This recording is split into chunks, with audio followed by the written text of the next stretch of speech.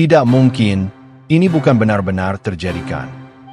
Suara itu terdengar pelan di antara tetesan air yang terus menjatuhkan diri dari keran bocor. Talchum Conodontus, anak kelas 2 SMP yang selalu menyimpan segala sesuatu dalam hati, menatap pintu kayu tua yang menganga sedikit di bagian bawah. Kulitnya yang biasanya putih seperti tal, batu terlunak yang menjadi nama depannya, kini memerah karena sesak dan keringat yang menetes deras. Di benaknya, adegan-adegan indah masih menghilang pelan-pelan. Dia sedang berdiri di atas panggung sekolah, memegang mikrofon dengan tangan yang tidak lagi gemetar. Teman-temannya dari kelompok gotong royong berdiri di belakangnya.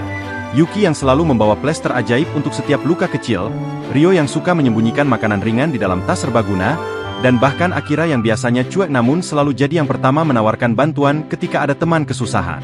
Saat dia akan mengumumkan impiannya menjadi desainer ruang tamu yang bisa membuat setiap tempat terasa seperti rumah, semua orang memberikan tepuk tangan yang penuh semangat, bahkan Pak Guru yang selalu menganggapnya pendiam pun memberikan senyuman bangga. Namun sekarang, hanya ada kebisingan tetesan air dan suara gema tangannya yang mengetuk pintu tak berdaya. Sehari sebelumnya, di rumah yang penuh dengan suara keributan sanak saudara, Talchum hanya bisa menyembunyikan sketsa desain kamar mandi impiannya di bawah buku pelajaran. Cuma bocah kecil, apa yang kamu bisa buat? Fokus aja sama pelajaran, jangan mikir hal yang tidak penting. Ujar pamannya sambil menepuk bahunya dengan kekuatan yang membuatnya terkejut. Sang ibu hanya bisa memberikan tatapan menyayangi tanpa berkata apa-apa. Talchum mengerti, mereka tidak bermaksud jahat. Hanya saja mereka tidak pernah melihat apa yang ada di dalam hati dan buku gambarnya yang selalu dikunci rapat. Berbeda dengan di sekolah. Saat pelajaran gotong royong untuk membersihkan halaman belakang sekolah yang penuh dengan rumputan dan sampah, Talchum melihat Rio sedang kesusahan mengangkat ember air yang penuh. Tanpa berpikir dua kali, dia segera mendekat dan membantu mengangkatnya bersama-sama. Beberapa minggu kemudian, ketika Talchum kesusahan menyelesaikan tugas membuat denah ruangan, Yuki secara tiba-tiba muncul dengan membawa buku referensi arsitektur yang dia pinjam dari kakaknya. Aku lihat kamu kesusahan, kan? Jangan sungkan kalau butuh bantuan ya, kita kan teman. Kata Yuki dengan senyuman ceria. Meskipun cara mereka mendukungnya seringkali tiba-tiba dan tidak terduga, seperti ketika Akira secara diam-diam menyimpan pulpen baru di dalam tasnya, karena melihat pulpennya sudah hampir habis tinta. Semua itu membuat Talchum merasa bahwa ada tempat di mana dia bisa menjadi dirinya sendiri. Malam itu, Talchum merasa ada kekuatan yang mendorongnya untuk mengambil tindakan. Kamar mandi belakang rumah yang sudah usang dan penuh dengan noda kerak menjadi targetnya. Dia berpikir, jika dia bisa merenovasinya sendiri menjadi seperti sketsa yang dia buat, dengan lantai keramik berwarna muda, rak kayu yang rapi, dan jendela kecil yang bisa melihat ke arah kebun buah, mungkin sanak saudara akan melihat bahwa impiannya bukanlah omong kosong. Dia masuk ke kamar mandi dan mengunci pintunya dari dalam, mengambil alat-alat kecil yang sudah dia siapkan, kuas cat, kain lap, dan beberapa potongan keramik bekas yang dia kumpulkan. Namun ketika dia selesai membersihkan satu bagian dinding dan mulai menggambar sketsa kecil di dinding dengan kapur, tiba-tiba ada suara yang keras dari arah kunci pintu. Ketika dia mencoba membukanya, kunci tidak bergerak sama sekali. Dia mencoba memutarnya berkali-kali, bahkan mendorong pintunya dengan sekuat tenaga. Namun pintu kayu tua itu seolah-olah menyatu dengan dinding. Suara berteriak, Tolong saya. hanya terdengar nyaring di dalam kamar mandinya sendiri, terhalang oleh tembok yang tebal dan kebisingan musik yang sedang dimainkan di ruang tamu. Saat rasa takut dan frustrasi mulai menyelimuti dirinya, dia jatuh tersandung di lantai basah dan menutup matanya sebentar. Saat matanya terbuka kembali, dia sudah berada di dalam mimpi yang indah itu, di mana impiannya sudah menjadi kenyataan.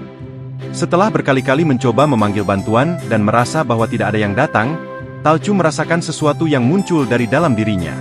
Tidak lagi rasa takut atau minder, melainkan semangat yang sama seperti ketika dia membantu teman-temannya di sekolah. Aku tidak akan tinggal diam di sini. Teriaknya dengan suara yang lebih keras dari biasanya. Dia mengambil batu kecil yang ada di sudut kamar mandi, dan mulai memukul pintu dengan semua kekuatan yang dia miliki. Hingga akhirnya pintu kayu tua itu, yang ternyata bagian dalamnya terbuat dari bahan yang tidak diketahui, seperti gabungan kayu dan sesuatu yang lebih keras, akhirnya roboh sebagian, membuka jalan keluar. Ketika dia keluar dengan tubuh yang penuh dengan debu dan noda kerak, dia melihat sekeliling rumah penuh dengan wajah keheranan.